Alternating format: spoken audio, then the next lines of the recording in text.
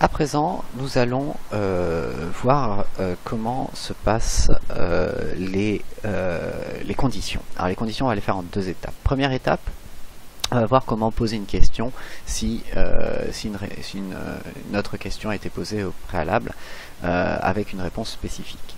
Alors je m'explique. On va reprendre ici la marque de la voiture, et cette marque de la voiture, on va pouvoir la demander uniquement si avoir une voiture, bien entendu, est à oui, c'est-à-dire si avez-vous une voiture à votre disposition, oui, alors en effet je pourrais le demander à la marque de la voiture. Donc pour ça, je vais double-cliquer sur ma question 2, donc la marque de la voiture, je vais aller sur contrôle, et je vais avoir ici un élément qui s'appelle présenter uniquement si. Ça va définir une condition. Je ne pourrai poser cette question uniquement que si avoir une voiture, c'est-à-dire ma première question, et avec une réponse à oui. Alors, il faut savoir que pour ces éléments-là, je peux rajouter énormément de possibilités. Exemple, je pourrais dire s'il est à oui ou s'il n'y a pas de non-réponse. S'il n'y a pas de réponse, pardon.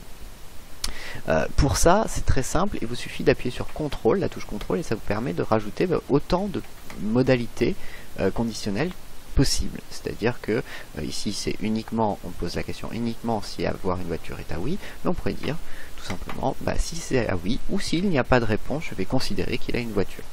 Voilà, donc ça c'est la condition donc, pour poser cette question. On va cliquer sur OK, et OK, et enfin OK, et ici maintenant on peut voir que la question n'est pertinente que si avoir une voiture parmi non-réponses est à oui. Donc ça a bien fonctionné. Maintenant,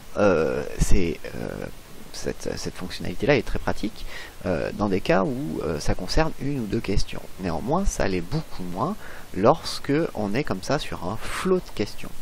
Avoir une voiture va bien entendu influer sur énormément de questions. Elle pourrait même avoir une voiture, non, je quitte le questionnaire n'est pas posé à la personne.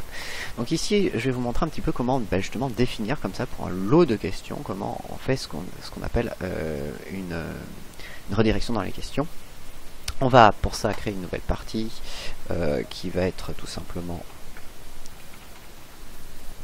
une partie sur l'identité. On va créer une nouvelle question dans cet élément-là. Je vais poser la question type, donc quel est votre sexe, donc homme, femme, donc fermé bien entendu unique.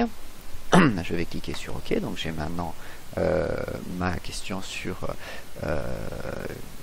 qui concerne sans aucun problème avoir une voiture, c'est-à-dire si la personne n'a pas de voiture, on peut lui demander très bien quel est de quel sexe il est, il n'y a pas de souci.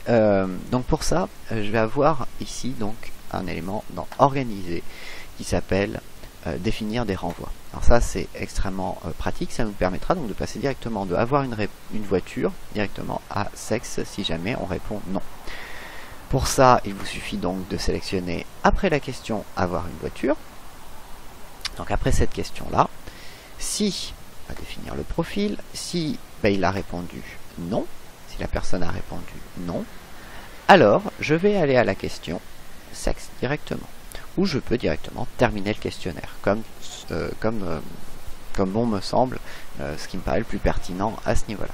Je clique sur fermer, et on peut voir ici qu'il m'a rajouté donc une nouvelle condition, c'est aller à la question 8 sexe, si avoir une voiture est à non.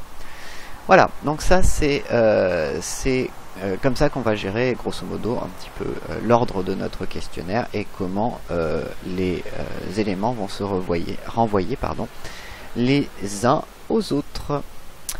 Voilà, on va passer à la suite avec un nouveau type de question possible qui est tout simplement le groupe de questions.